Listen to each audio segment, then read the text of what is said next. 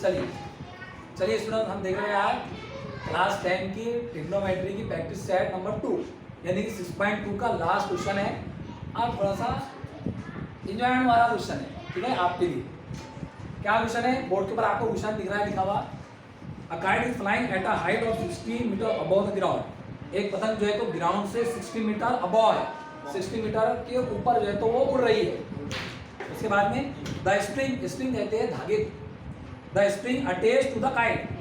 धागा जो है तो कैसा है? पतंग से जुड़ा हुआ है। तो जाहिर सी बात ये थी कि पतंग से जब तक धागा नहीं रहेगा तो पतंग उड़ेगी कैसे, ठीक है। और टाइट है, जोड़ नहीं है उसके अंदर, स्लोप नहीं है। जब तक उसके अंदर स्लोप रहता तो धागा किसी और जगह रहता और पतंग किसी और जगह रहती, अगर झोल रहा तो ठीक है। लेकिन अगर स्ट्रेट रही तो वो 60 से 30 के बीच का एंगल बनाती, और कभी कभार 0 एंगल भी बन जाता एकदम। अगर आप स्ट्रेट कर दिए ना तो पतंग आपके हेड के ऊपर आ जाती, ठीक है, उसको हम 0 एंगल कहते हैं। तो यहाँ पर क्या है कि स्ट्रिंग जो है वो अटैच है काइट से, और वो स्ट्रिंग जो है वो काय से बना हुआ है? ग्राउंड से, ठीक है। अब जाहिर है कि स्ट्रिंग पहले आता है काय में, ये जो आती है बंडल जिसके अंदर लपटा जाता है, ठीक है, उसको फिरका कहते हैं लोकल लैंग्वेज के अंदर हम, ठीक है, बंडल्स। तो ये जो बंडल है स्ट्रिंग का, ये अटैच है किससे? ग्राउंड से। The string attach to the ground is tied at the ground. अब ये एंगल बना रहा है 60 का, it makes an angle of 60 with the ground. Ground से काइट का ये जो एंगल है ऊपर की तरफ बन रहा है, तो इसको हम बोलेंगे angle of evolution. Angle of evolution बन रहा है कितने का? 60 का with the ground. Assuming that, आपको ये मान लेना है the string is straight. String कैसा है हमारा? धागा कैसा है? एकदम स्ट्रेट है। Find the length of the string, find the length of the string, यानी कि स्ट्रिंग की रियल लेंथ मालूम करना है कि कितनी होगी। पतंग है, स्ट्रिंग है, ग्राउंड है, और एंगल ऑफ एवोल्यूशन है, और हाइट दी हुई है 60 मीटर। ग्राउंड से पतंग की हाइट मान लेते हैं कि ये जो है हमारा ग्राउंड है, ठीक है, ये ग्राउंड, और ये पतंग का पॉइंट है। तो ये पतंग से लेके ग्राउंड तक की हाइट दी हुई हमको कितनी? 60 मीटर। मान लेते हैं कि ए पॉइंट के ऊपर हमारी क्या है? काइट जो है तो फ्लाई कर रही है, और जहां पर हमारा स्ट्रिंग अटैच है ग्राउंड से, वो पॉइंट मान लेते हैं हम क्या? बी, ठीक है। और जहां से ग्राउंड की लेवल शुरू हो रही है वो पॉइंट आ गया हमारा सी।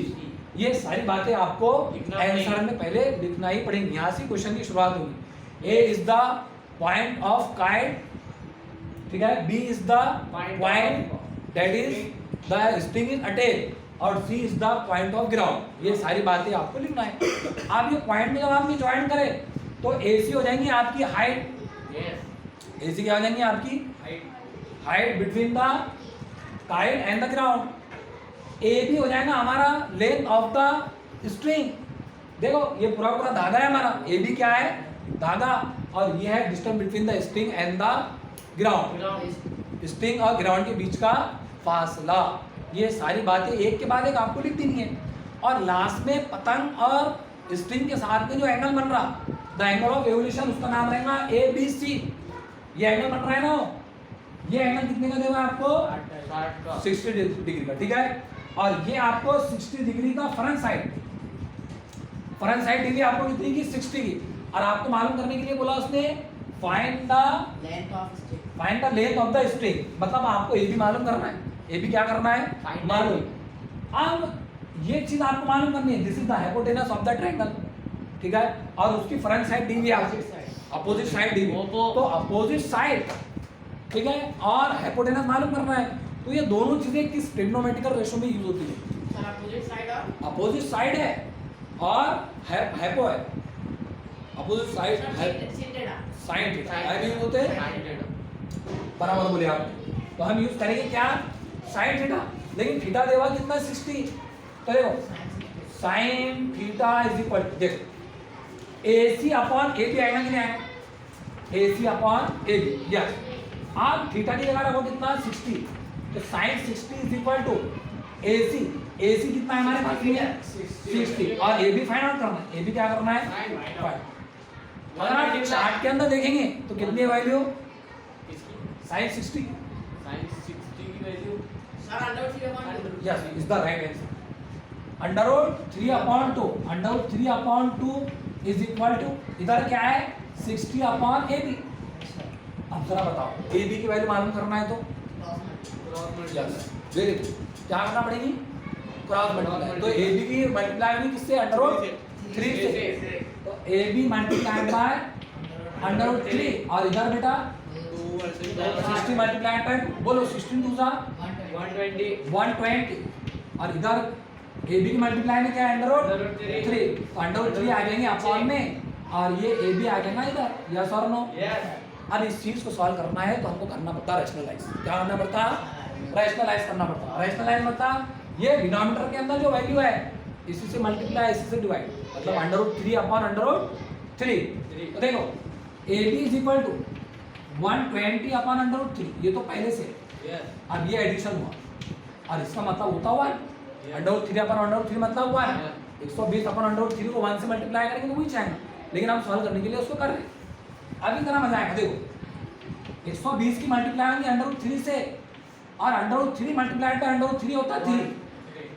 सिंपल क्या हो जाता है 3 बराबर, मतलब 3 मल्टीप्लाइड बाय 3 9 और 9 का अंडर रूट आ जाता है 3। इसलिए हम डायरेक्ट लिखते कि अगर दो टर्म एक जैसे आगे तो डायरेक्ट उसका अंडर रूट कैंसिल करके वो लिख देना।